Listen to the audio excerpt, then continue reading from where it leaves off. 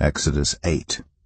Then the Lord said to Moses, Go to Pharaoh and say to him, This is what the Lord says, Let my people go, so that they may worship me. If you refuse to let them go, I will send a plague of frogs on your whole country.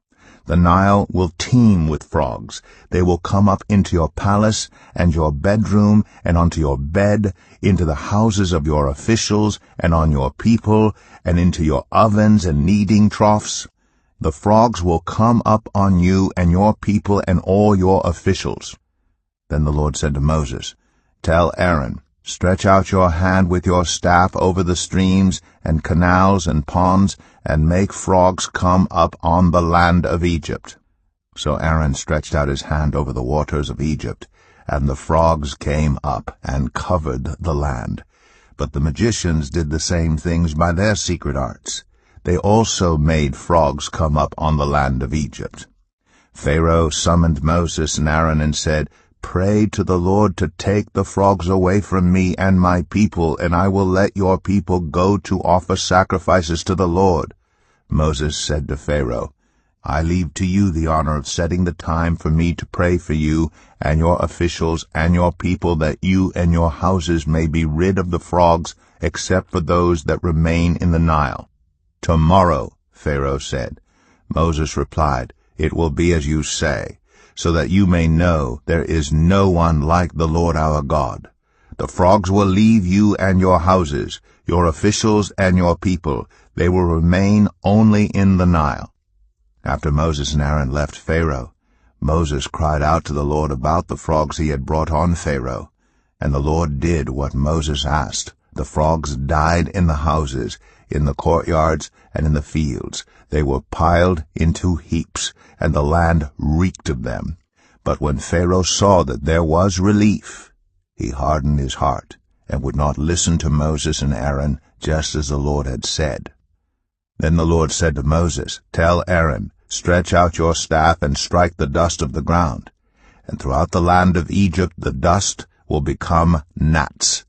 They did this, and when Aaron stretched out his hand with the staff and struck the dust of the ground, gnats came on people and animals. All the dust throughout the land of Egypt became gnats.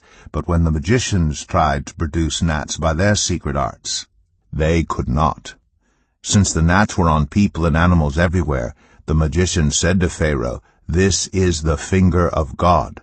But Pharaoh's heart was hard, and he would not listen, just as the Lord had said. Then the Lord said to Moses, Get up early in the morning and confront Pharaoh as he goes to the river, and say to him, This is what the Lord says, Let my people go, so that they may worship me.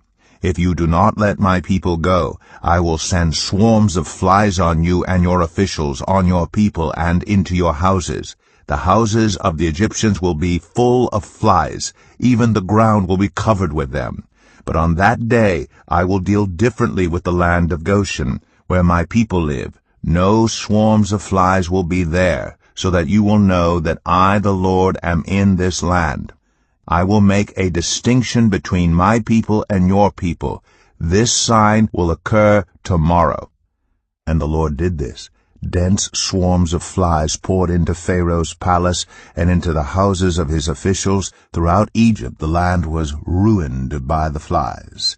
Then Pharaoh summoned Moses and Aaron and said, Go, sacrifice to your God here in the land. But Moses said, That would not be right. The sacrifices we offer the Lord our God would be detestable to the Egyptians.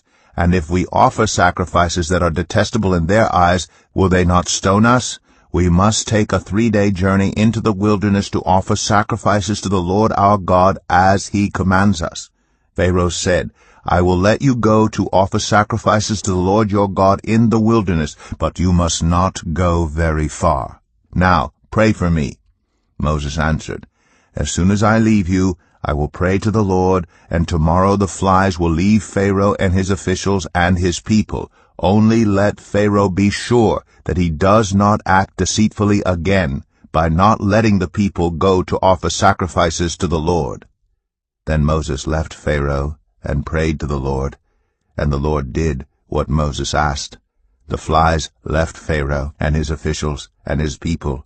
Not a fly remained. But this time also Pharaoh hardened his heart and would not let the people go.